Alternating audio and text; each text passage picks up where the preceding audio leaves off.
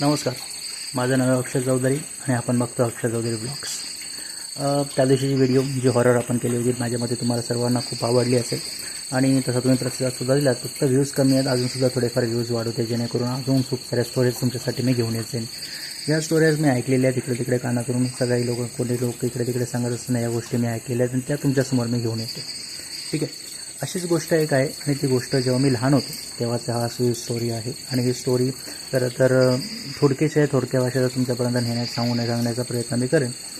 थोडक्यात काही वर्षापूर्वी जेव्हा मी थोडक्यात आता माझं वय जर तुम्ही म्हणालात तर त्यावेळी मी जास्ती तिसरी चौथी 5वीत होतो. वाडीत एक मयत झाला होता आणि त्यानंतर असा विषय झाला की ते सगळं झालं. मग ते जागवायचं असतं, ते जागवायला लोक गेले आमच्या वाडीतले सगळे जण ते बसायला गेले. बसून झाल्यानंतर जवळपास माझ्या मते संध्याकाळी किंवा रात्रीचा विषय होता.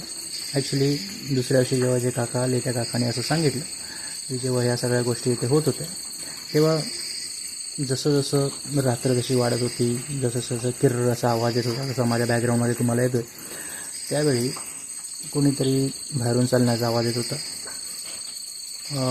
खिडक्या कोणतरी नॉक करण्याचा आवाज येत होता किंवा शुक करण्याचा आवाज येत होता.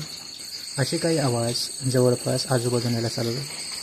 जसे असं रात्र सरली, दिवस उजाडला तसे ते सगळं कमी होत चाललं आणि मग दुसऱ्या दिवशी ते मग नंतर सरणावरती जाऊन ते पेटवण्यात. मग ते कसले आवाज होते, काय आवाज होते असं बघायला कोणी गेलं नाही, परंतु त्यांचा जो अनुभव होता तेव्हा त्यांनी सांगितलं आणि हा अनुभव मी माझ्या कानाने क्वचित असं बारीक कानाने त्यावेळी ऐकलेला होता आणि तो अजूनही माझ्या मनात आहे घट्टपणे. अजूनही ऐकला तरी जवळपास किंवा विचार जरी केले या गोष्टीचा तर थोडाफार अंगावरती शहारा येतो. तुम्हाला माझ्यामध्ये समजत असेल छोटीशी गोष्ट जी तुमच्यापर्यंत आणून पोचवलेली आहे. माझ्यामध्ये पूर्ण नरेट व्यवस्थित झालेली नाही आहे, हळूहळू त्याची मी प्रॅक्टिस करेन, परंतु ही जी खरी गोष्ट आहे जी माझ्या कानावर पडली, जी त्यांनी सांगितलेलं माझ्या घरातल्या, माझ्या आईला, माझ्या आजीला, ती गोष्ट मी तुमच्यासमोर आणून ठेवली.